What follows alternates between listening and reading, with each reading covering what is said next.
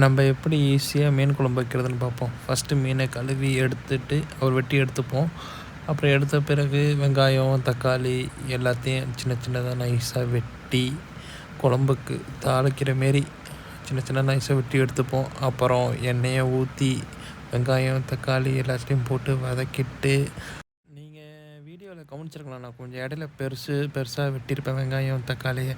அதை மிக்சியில் போட்டு அரைக்கிறதுக்காக வெங்காயம், தக்காளி, வீட்டில் அரைச்ச மிளகாத்தூள், காரத்தூள் எல்லாத்தையும் போட்டு அரைச்சிட்டு, அப்புறம் நம்ம தாளித்து முடித்த பிறகு கடைசியாக அந்த நம்ம அரைச்சி வச்ச பேஸ்ட்டை ஊற்றிட்டு, அப்புறம் தண்ணி ஊற்றி கொஞ்சோண்டு ஒரு சட்டிக்கு அரை சட்டி தண்ணி ஊற்றிட்டு, அப்புறம் மீனை போட்ட பிறகு ஒரு அரை மணி நேரம் கொதித்த பிறகு தான் அப்போ டேஸ்ட்டு வரும். ஏன்னா வெங்காயம், தக்காளி வதக்காம தானே போட்டோம். அது வெங்காயம், தக்காளி பச்சை வாசனை போகிற வரையும் நம்ம கொதிக்க விடுவோம்.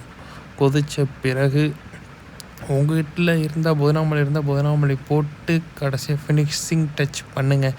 அப்போ நல்லாயிருக்கும். எங்கள்கிட்ட புதினாமல்லி இல்லை, அதனால் நாங்கள் புதினாமல்லி போடாமல் இறக்கிட்டோம்.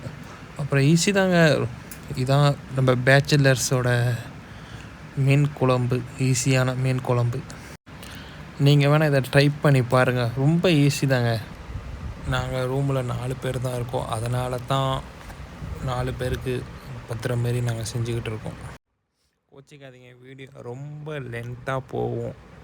கடைசி வரையும் பாடுங்க. அப்போ தான் கொஞ்சம் ஃபன்னாக என்டர்டெயின்மெண்ட்டாக இருக்கும் இந்த வீடியோ பார்க்குறதுல உங்களுக்கு. அப்புறம் கண்டென்ட்டுக்கு என்ன பேசுகிறது எனக்கும் தெரியல. நானே நிறுத்தி உங்கள்கிட்ட பேசிக்கிட்டு இருக்கேன். இந்த வீடியோவில் ஏதாச்சும் குறை இருந்துச்சுன்னா கோச்சிக்காதீங்க. இப்போ தான் ஃபஸ்ட் டைம் இதேமாரிலாம் நான் பேசுகிறேன். இனிமேட்டு நம்ம யூடியூப் சேனலில் கண்டினியூஸாக வீடியோ வந்துக்கிட்டே இருக்கும். மறக்காமல் பாருங்கள். முக்கியமாக சப்ஸ்கிரைப் பண்ணிவிடுங்க. இதே சேனல் நம்மள இன்ஸ்டாகிராம், ஃபேஸ்புக் எல்லாமே ஓப்பன் பண்ணியிருக்கோம். அதிலும் போய்ட்டு சப்ஸ்கிரைப் பண்ணிவிடுங்க. கடைசி வரையும் பாருங்கள். அப்போ தான் உங்களுக்கு அந்த வீடியோவில் நம்ம என்னென்ன செய்யணும்னு உங்களுக்கு புரியும். ஓகே, இதோட வீடியோ முடிச்சுக்கலாம். ஓகே, பாய்.